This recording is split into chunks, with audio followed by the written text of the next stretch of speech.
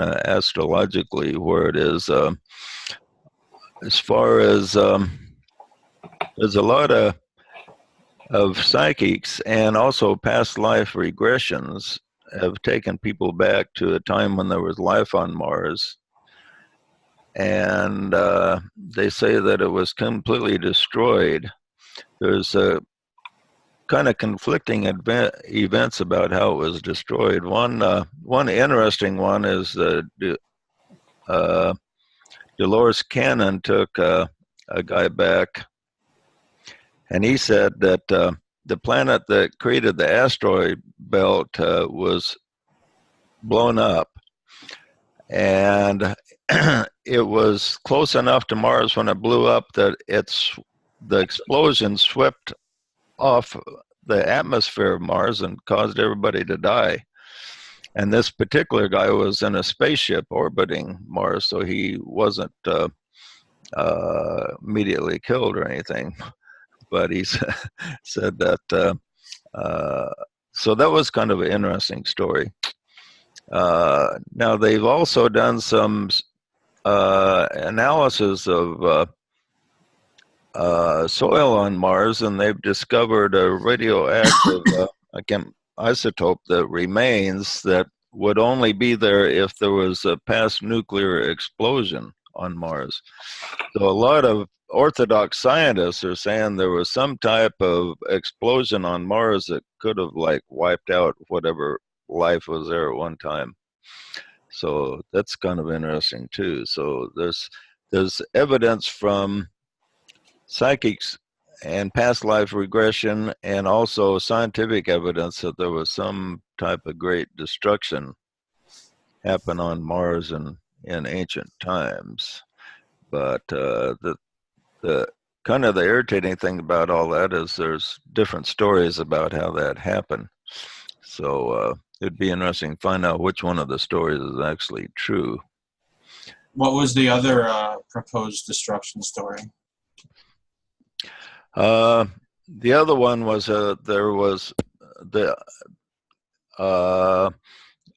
they reached a high pinnacle of civilization and they destroyed themselves through atomic bombs, and that kind of goes along with what the scientists are telling us, that there is residual isotopes on Mars that indicate that some scientists say that could only be there if there was an atomic explosion in the past. So that story holds up more with scientific evidence. The only trouble is that times are kind of off. Some of the regressions and stuff say it was only like 80,000 years ago or so, or was it 800,000 years ago? Anyway, within a million years that there was life on Mars. But scientists think if there was life on Mars, it would have been maybe more like over 1 billion years ago. But you think it would have been before the moon or after? The moon chain, probably after, I would guess. I think the moon chain was a long time ago, in probably billions of years ago. But yeah, I think it probably would have been after the moon chain. But okay, so that's yeah, it's interesting.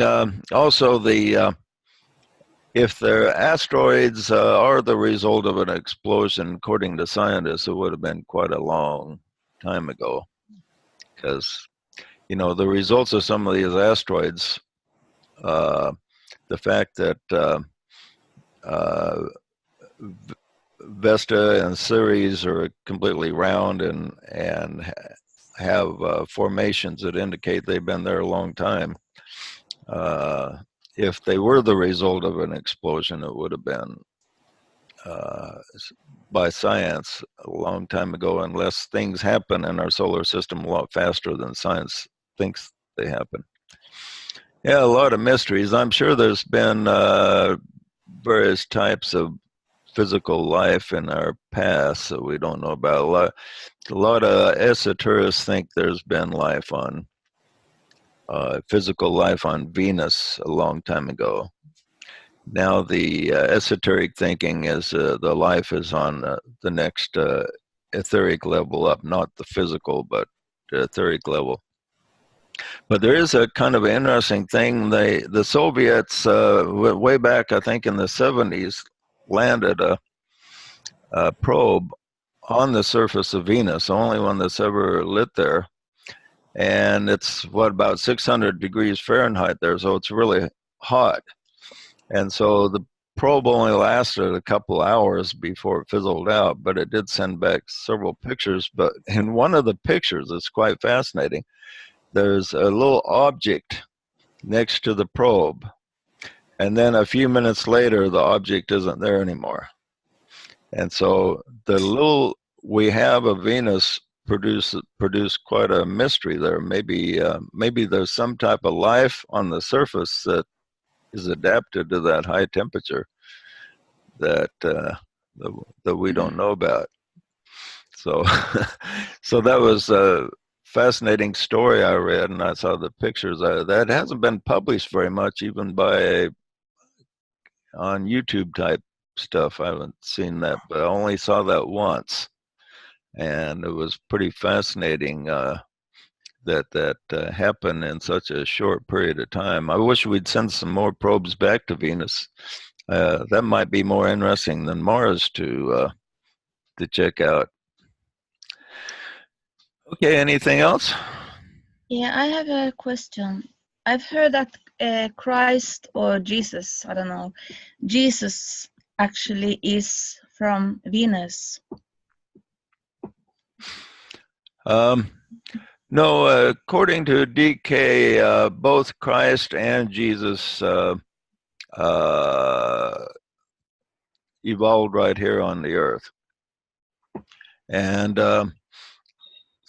some of the most evolved people came from what he says the moon chain, but Christ was a little bit of an exception. He says that he evolved, he began his evolution with humanity right here on the earth, but there was something unique about him in that he evolved much faster than everybody else. He was like, now Buddha came from, I believe he said, the moon chain. So Buddha had an advantage of extra life experience. But what made Christ kind of unique was he actually evolved from this planet, but his evolution was just really spectacular, evidently, that he became the first of humanity to become what you might call the ideal man. And so that's kind of interesting. But yeah, there's quite a number of people here that came from other planets. I just heard an interview on Coast to Coast, and I got the guy's book. He was able to access and remember all of his past lives, and he's had over 1,000 of them. And he came to this earth, many thousands of years ago, but before that he was evolved on 2 other different planets. And so he talks a lot about his past lives on going way back. And so he was one of the ones that came from other planets. And so we have a number of people here that have come from other planets. I've taken people back myself that describe life on other planets. We've had a couple of them described in gatherings. Jeannie talked about her past life in a place where she was had a life in a place something like Jupiter, where she was a gaseous being of some type, which was kind of an interesting life experience. But I'm sure there's all kinds of different lives in the universe that are just kind of would probably surprise us if we knew about them. Okay. Anything else? So many questions, but I wait. Okay, we'll continue where we left off on white magic here. Thanks for that, JJ. There's a lot of fantasy that goes on too in a lot of these things. Yeah, there's a lot of false memory in past lives, and also people. There's also something else about past lives that is interesting is the principle of implants. Before you are born, if you don't have experience in a certain type of life that you need experience in, you can receive an implant from somebody else's past life. And so if you're going to be a statesman and you've never been a statesman in your past life, but that's what you're supposed to be in this one, you may get an implant from maybe Benjamin Franklin or something. And this implant will help you to kind of give you an instinct as to what you need to do. And so many past life memories or some past life memories, I won't say all because this doesn't happen all the time, but some past life memories are that you get through hypnosis are implants and not your real past lives. This is why so many people think they're somebody famous, because if you're going to come down to the earth and you want to go learn in a certain direction, what kind of implant are you going to get? Are you going to get it from some dirt farmer, or are you going to get it from maybe like Thomas Jefferson or John F. Kennedy or somebody like that, you know? So you'd pick somebody that would be a usable implant for you, which is often somebody that's had a fairly famous past life. I think those are called spirit guides in most cases. What's called spirit guides? Each one of us has someone in spirit that is interested in our well-being, and when you begin to grow spiritually, you attract those that can aid you in this, whatever you're. Yeah, you have that too. You have a person designated. Sometimes there's several linked up, but one particular person is what people have called guardian angels, and this person will kind of oversees your life, and in times of crisis or tension will send you impressions. But the implant is different. The implant is like a past life memory. You have in your psyche, you have you're the result of all your past lives, and you can actually tune in to that. If you're say a teacher, and you've been a teacher in a past life, you kind of access that ability from your past life. Now, if you have an implant from a famous teacher or a really good teacher, you can also access that somewhat, which is different than the guardian angel. On the other hand, your guide, if you reach a crisis in life, that's when the guide comes in. That you can get impressions beyond your own ability to maybe help you make the right decisions and head the right direction. I think we will be impressed when we go to the other side and look back on our lives to see how well planned it was and how close we came to the plan. But we never go exactly according to plan, because there's always certain things because of free will where we go off the plan. But yeah, so anyway, we'll move ahead here. We're talking about the progress of the disciple as he goes through life, or the progress of the person. What page are we on, Joe? See if I can find a page number anywhere.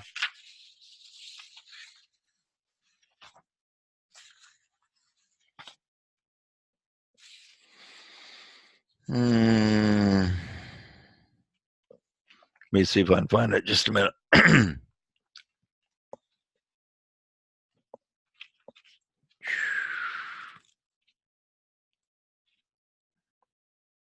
Somewhere around 396 or something like that. Somewhere around there.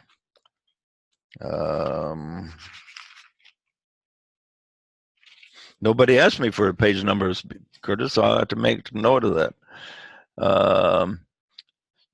Okay.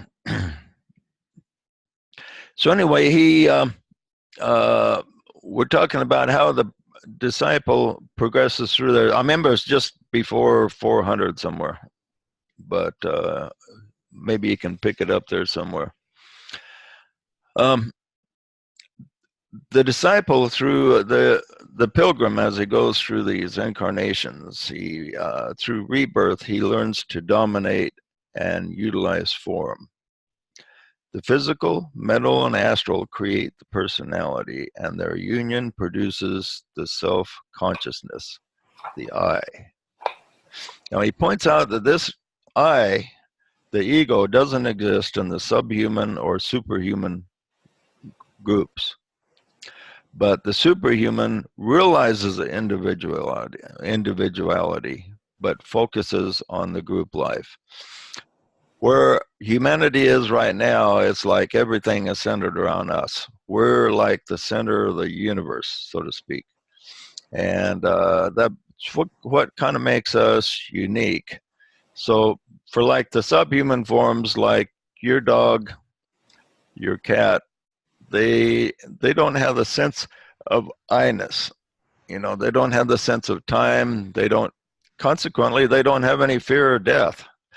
They have an instinct for survival, but they're not thinking about, well, someday I'm going to die, or I might get sick tomorrow, or I might get audited by the IRS or whatever. They're not concerned about stuff like that. So they just kind of go, all life below us just goes with the flow.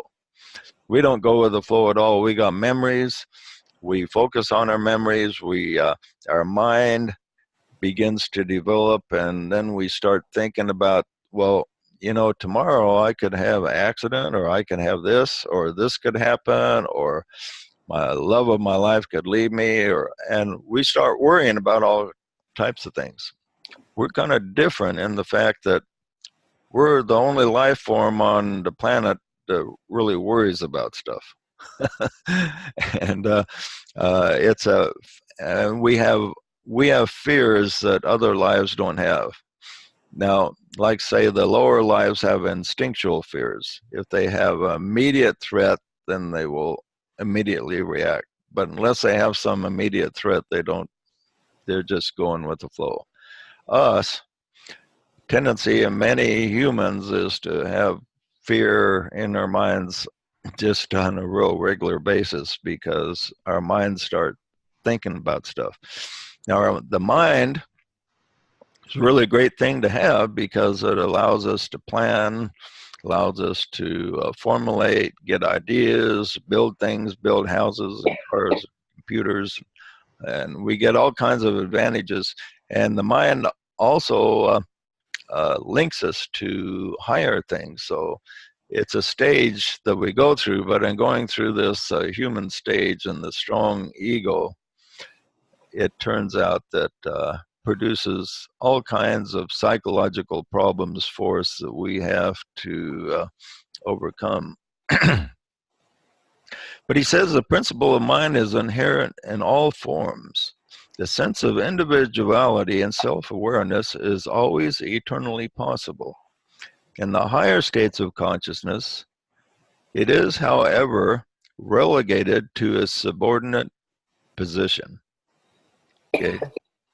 So this self-awareness, the masters and the higher lives are aware of self-awareness. They can use it when necessary, but they relegate it to a subordinate position. That's an interesting statement. So think of your ego. If you want to be like a master, you take your ego, your sense of importance about yourself, and you relegate that to a subordinate position. This is what the masters have done.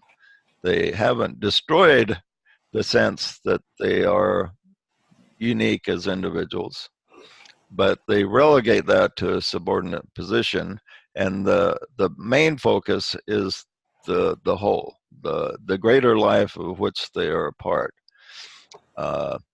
It's like us as a human, we can understand that we have cells in our body, and the cells in our body can understand that they're a part of something greater.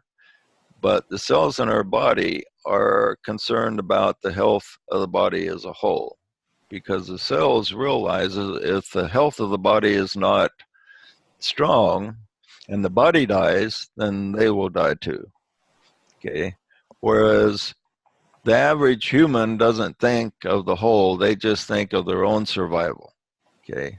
So we need to learn to be like a group life which still acknowledges the worth of the individual, yet puts its focus on the whole. And that's the key to evolving from the human kingdom to the kingdom of God. He says the higher lives are aware of their individual life and interplay with other lives, yet see themselves as a cell in the greater body of which they identify. He talks about the I am. The I am that I am, he breaks down this way. First of all, the first part, he says, I am is the cry of every human being. In other words, I am, I exist. Okay. I think, therefore I am. And then the next step of this statement is, I am that.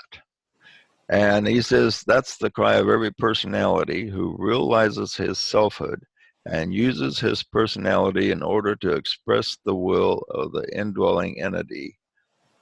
Okay, so the person evolves from I am, realizing is an individual, and then I am that. Okay, so you ask a person what he is. If he's a bricklayer, he'll say, I'm a bricklayer, or I'm a writer, or I'm a musician. The tendency of us as we evolve is to say, I am that, or I am this. I identify with something that he's projected about himself. And then as he evolves more, he goes into I am that I am. And he says, this is the cry of the individual soul as it is lost in the whole and realizes its oneness with the soul or the self of all. Okay, so I am that I am, that consciousness is identifying with more than just yourself. That which has propelled our evolution in the beginning was selfishness, but it is also that which hinders us in the end. And this is an interesting thing that he points out is selfishness was actually part of our evolution.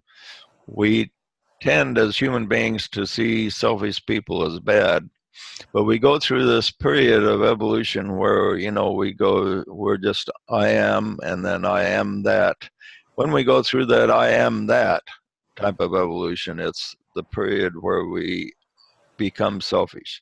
And the person becomes, as the person evolves, and his focuses on the emotional self. He becomes more and more selfish in each life, and until he reaches maximum selfishness. When he reaches maximum selfishness, then he gets everything coming toward him and fulfills pretty much all his physical desires, and then he reaches a point to where he thinks, is that all there is? Okay, he gets everything he wants, and he directs everything toward himself, and he gets to that point where he thinks, is that all there is? And at that point, he makes a decision. Either he figures, well, I just need to be more selfish, and then he takes the left-hand path because he can't see anything in life, but using selfishness to get more. Okay, so a handful pick that route, but others feel that the selfishness has led to an emptiness. And so they begin to question, is that all there is? There's got to be more. And so they start thinking of the spirit, and then they eventually undergo what's called the born-again experience, where they feel a connection to soul and spirit, so they begin to feel that sense there is more out there. And when they begin to sense that, then they can they evolve from selfishness to selflessness, and that's the next point. So when we see certain people out there that appear to be very selfish, actually they're going through, most of them are going through a process that's of evolution. They're actually progressing. It's just the fact that most of us don't want to get really close to them because they're not that fun to be around, because everything centers around them. But that's an experience they have to go through. And we've all gone through it at one time or another. So, that's an interesting part, is everything that irritates us about other people, we have been there ourselves, irritating other people ourselves, I'm sure, one time or another.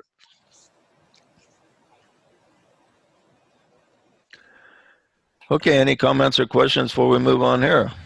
Yeah, JJ, I think it's important to note that even though we can see from a, for lack of a better way saying it, a higher perspective, their selfishness, it still doesn't make us feel superior to them. I mean, I don't feel superior to someone who's selfish when I see their flaws. Yeah. I just see them as not being far enough along on their path to understand how to relegate that ego. Right, and that's an attitude every disciple has to learn to acquire. Yeah. Because when the person first begins to evolve away from selfishness and then looks back, they will often have this superior feeling, which is maybe even more irritating than being selfish.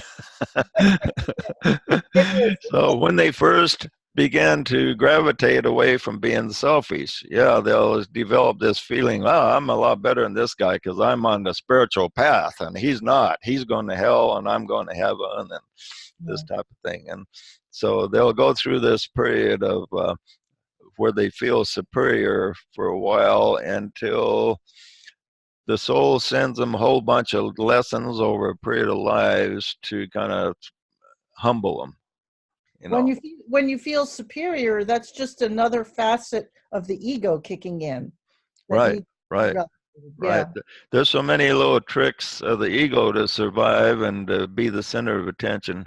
It's like, think of your ego as being a spoiled little brat that wants total attention all the time, and you have to learn to put it in its right place. Okay, it's always there wanting attention. I used to be conceited, but now I'm perfect.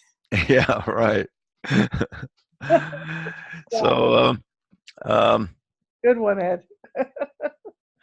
Yeah, that ego is always there wanting attention. And so even when the person kind of puts the ego in its place, and he still has to check himself every now and then, because if you don't check yourself, you can slip backwards and that ego can start taking more control. So it's like the statement, freedom requires eternal vigilance. Control of the ego also requires eternal vigilance to not go backwards. It takes eternal vigilance to always be taking your next step forward and not let yourself slide backwards, because going backwards is a lot easier than going forwards, because going forwards is like going against the stream. Going backwards is like relaxing and just floating backwards with the flow. and the flow doesn't take you the right direction. Because there's actually two flows. There's a spiritual flow, and then there's the material flow. And the material flow is easier it doesn't take any effort to go with the material flow. Okay, any other questions or comments? Well, Jesus said, if I be lifted up, I will draw all men unto me. And I think that I, as an individual, will have to be lifted up to a place to be useful and of service. So that may be one form of selfishness, because I have to improve, in other words, to be useful.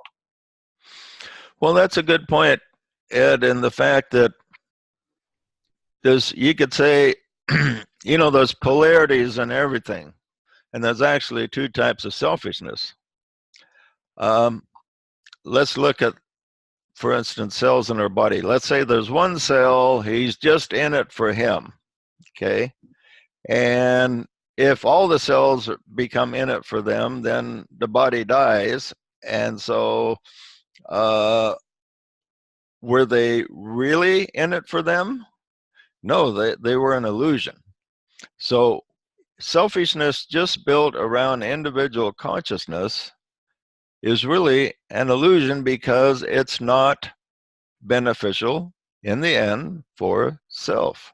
Because if the body dies, you die too. So what good was that selfishness?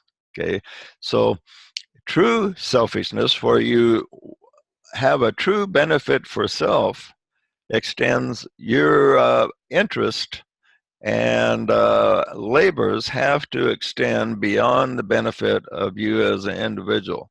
So if you want to really benefit yourself in the long run, you have to extend your consciousness to the group, to the whole. And so there's two types of selfishness. One, selfishness, an illusion that you just take care of your little circle that you're in, and that's doesn't really benefit self in the end. So it's an illusionary selfishness. And then there's the true selfishness, which is in order to save your life, you lose it, as Jesus said. And so you lose the ego, and you concentrate on the greater life, and you save everything. Okay? And so if you really want to benefit self, you forget self, which is an interesting principle there. Okay, any other comments or questions before we move on? Yeah, you have to reach a point where you feel like your cup runneth over. Whether, and that's a relative statement. One person may have $100 in the bank and feels like his cup is full and running over, and another person may have 100,000 in the bank and feels half empty. So it's a feeling that I have enough to share, no matter what I have, no matter where I am. I feel complete, and I can give. I'm in a place where I can give, and it's a feeling that you have in your life that that, like you say, the cells, every cell has to feel that way, no matter what we have or don't have, so we can offer, our service, ourselves to other members of the group. So you have to feel like, I'm full, and I can share. Yeah, good point, Curtis. Okay, we'll move on here. He talks about the progress of the pilgrim as he goes through various lives. First of all, he says we develop the ability to say I am, I wish, I desire, I will. That's one of the first stages of our development as human beings. The second is a consciousness of being in the center of one's tiny universe. Around me, the heavens move, and the stars in their courses revolve is the motto at this stage. Anyone here know anybody that has that as their motto? We probably all know a few of them, right? But the third stage of development is a sense of drama and the capacity to visualize oneself as the center of one's environment. Okay. Now, do you ever know of a handful of people out there who create dramas in their life all the time, and they're the center of the universe, and the drama of their little play that they've organized for their life kind of revolves around them? I think we know people like that too. Of course, none of us are like them, that are we? Yeah, we don't do that. The temptation is certainly always there. Fourth, the sense of responsibility and the aptitude to regard the surrounding members of the human family as dependent upon me. Okay, so everybody depends on me is another phase that people go through in their evolution. How many of you know somebody that is always complaining that everything is dependent on me? If I don't do this, nothing's ever going to get done, and blah, blah, blah. Okay. So, and they're always complaining about it too. These type of people, they're complaining about they have to do all the work, they have to do all this, and other guys out there, they aren't doing their share. And so everything's revolving around them. The next stage is the sense of importance, the outgrowth of the above resulting in braggadocio and bombast. Okay. So we've met these people too. They have a strong sense of importance, and they're always bragging about their abilities and their strengths. The sixth is the power to use mind, brain, and subordinate emotions. Okay, so eventually the person evolves beyond this, and he begins to use his mind, and he begins to subordinate his emotions. In other words, he's got all this ego about him, and he begins to, as he develops his mind, he begins to analyze his feelings and put them in the right perspective. Finally, he starts to make a little progress. Then he reaches a point where he has a capacity to live a coordinated life, so the entire person functions and is guided by purpose. He expresses the energy of will. And by desire, expressing the energy of emotion or psychic nature, and by vitality, which swings the physical vehicle into line with purpose and desire. So he uses his vehicles, not only his body, but his emotions and his mind, into line with a purpose beyond the ego, a higher purpose. So he senses a higher purpose out there beyond just the selfishness, and he tries to put himself in alignment with it. Okay, and then finally he reaches power to influence, sway, and guide others within the range of his individual purpose and desire. So he reaches a point where he thinks, well, I know all these things, so I want to teach others about it and influence other people. So he may run as a politician, or start a business, or start a group, and he begins to develop a powerful influence. And then the person finds himself as a center of activity of some type. After he develops a strong personality, then he makes full use of it to take the next step in the spiritual life. And then he begins to develop soul contact. And he talks about what a spiritual person is because when we start talking about soul contact, we talk about people that are spiritual people and people that are not. And he points out that people have a illusionary idea, many of them, as to what makes a true spiritual person. people think of a spiritual person, they think of the Pope, they think of Mother Teresa, Gandhi, Billy Graham, a religious leader, a preacher, a minister. But he says that a lot of the people involved in regular religion are some of the least spiritual people. But he says we can find spiritual people everywhere. So Curtis, how would you define a spiritual person?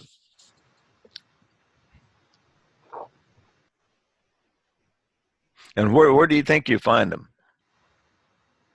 I guess I better get off mute there. Oh, yeah. Someone that's self-connected, connected with the light of his own soul, has a purpose, is willing to share that purpose or extend that spiritual energy without wanting anything back to his community, to his family, to his friends. One that has goodwill, one that has a good sense of humor, one that rolls with the punches kind of thing. He looks at life as a play that he's involved in, that he's making a difference in. That's a spiritual person to me, someone that has an intention to make a difference without wanting anything back because of it. Can you think of somebody that's not involved in religion or New Age stuff that is a spiritual person? Not involved in religion? Yeah. No, they're usually involved in something, something in community. They stand out. Normally a spiritual person who's studied wants to do something with it. Yeah.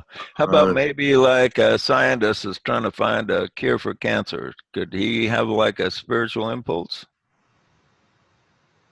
Oh yeah. He's connected to. So he's not religious at all, but he wants to do something to help humanity. Well, Nikola Tesla was not a religious person, and look what he did. He introduced alternating current, changed the world. Because he was connected to an inner power, an inner light that was connected to something higher. He had an alignment with higher purpose. Yeah, he wasn't connected with religion at all, but he did read the Bible very carefully, and he said he got a number of his ideas from reading the Bible. Which one, I wonder? I don't know. Also, Isaac Newton, he said he got a number of his ideas from reading the Bible, which is interesting. Yeah, Shakespeare. Even though neither one of those two are considered spiritual icons. They're scientific icons, but both of them got a lot of inspiration from reading the scriptures, they said. So, Shakespeare's another one. His writings contain a lot of philosophy and personal development and ideas. I don't think he was really necessarily a religion. Yeah, next to the Bible, he's quoted more than any other person on the planet. Yeah. Francis Bacon is the author of Shakespeare. Shakespeare, the man was illiterate. Yeah. Now, there's a lot of controversy on that. I tend to agree with you, Ed, that Francis Bacon was the writer of Shakespeare's material. But, that's another story. Yeah. Doesn't matter where it came from. It came from a very high source. Yeah, it's amazing how obscure the history of Shakespeare is for being so famous. You'd think they would have a better record of it. Yeah, can I say something? Sure. I don't know if I'll let you say anything or not. I don't know. Maybe this time. Yeah, go ahead. It's a very interesting thing because when I found out both the two tombs, the tomb, what do you call it? Where they lie, the dead body is lying. Tombs? The tombs, yeah, Yeah. are empty. Both of Francis Bacon and Shakespeare's. Really? I Yeah, haven't heard that before. yeah.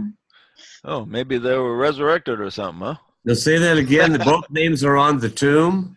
Both tombs are vacant of Yeah. Bacon and Shakespeare. There hasn't been anybody there, so that's very strange. But that goes the same with the tomb of St. John in Turkey, in Ephesus. Yeah. Interesting. Yeah. Okay.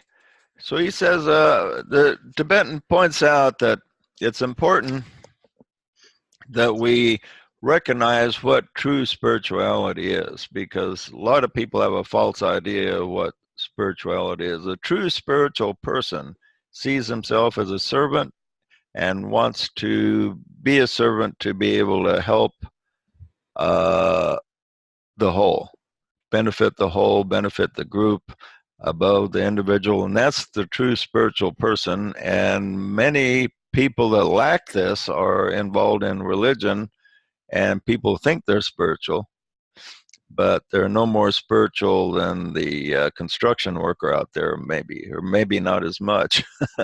Now, on the other hand, there are religious people that are truly spiritual also, so we can't discount that. But just because a person is religious or teaches spiritual things doesn't make him spiritual. You got to look at how he's actually living his life. And how you live your life determines whether or not you're spiritual. And you can be spiritual no matter what you're doing. If you're a teacher, if you're a scientist, if you're a politician, if you're a construction worker, it doesn't matter. You can be spiritual if you have the right attitude and are working to be a servant for your fellow men. Looks like we're close to being out of time. Before we wrap it up, do you have any comments or questions?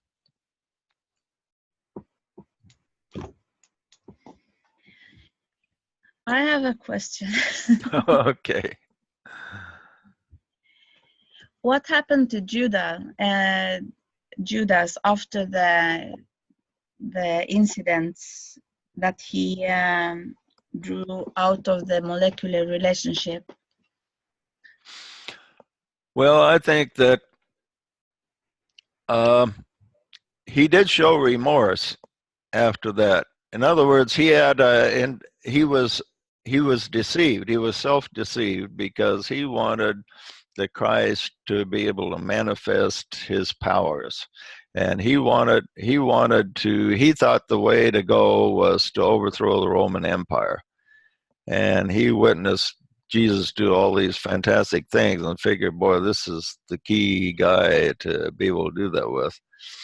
And so he figured that if he forced his hand, that he would be able to demonstrate his power, come down off the cross or whatever, and show everybody a thing or two. And that was part of his motivation. Another one part of his motivation was he was offended by a number of things. And so a part of him wanted to see Jesus suffer, and a part of him wanted to see Jesus demonstrate his power. So he was a little conflicted. But after he saw that that he wasn't coming off the cross, and that he actually betrayed his Lord, he was remorseful and committed suicide. And I don't think he committed the unpardonable sin, so to speak. I think in future lifetimes he's redeemed himself. I would guess that by now he's probably paid off his debt, hopefully.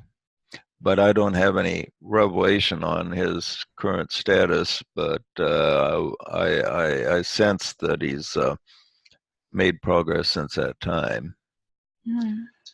I think he was an actor in a script that had been previously written, because there was a purpose for this whole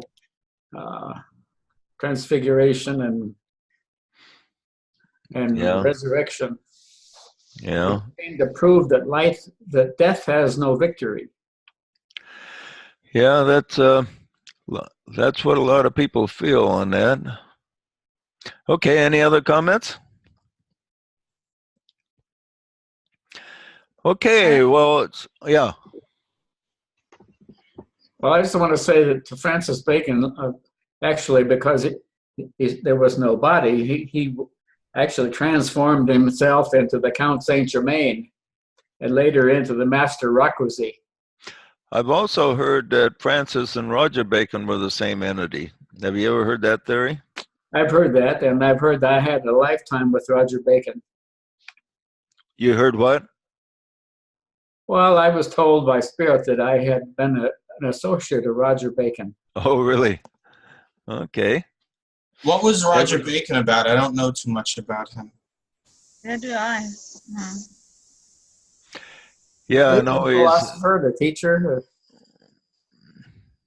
Yeah, do you know anything about Roger Bacon, Ed?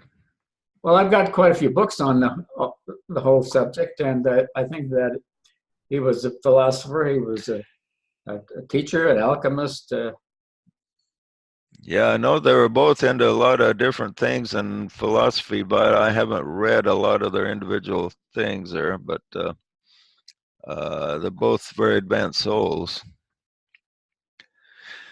Okay, well, good to meet with you all, and we will continue. We will eventually get through Rule 10, I promise. Oh, can you believe this is class 53?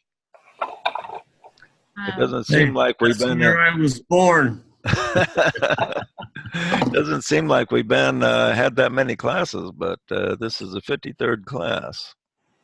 You're on page 394, just to know. Oh, is that it? I remember it was just before 400. Yeah. Okay, my friends, we will plan on next Sunday at 2 o'clock for our next class, all being well. All right. Thank you, Jay, so much. Bye, everybody. Bye. Thank you. Everybody. May your cups overflow. Have a wonderful day. Take care. Take care, guys.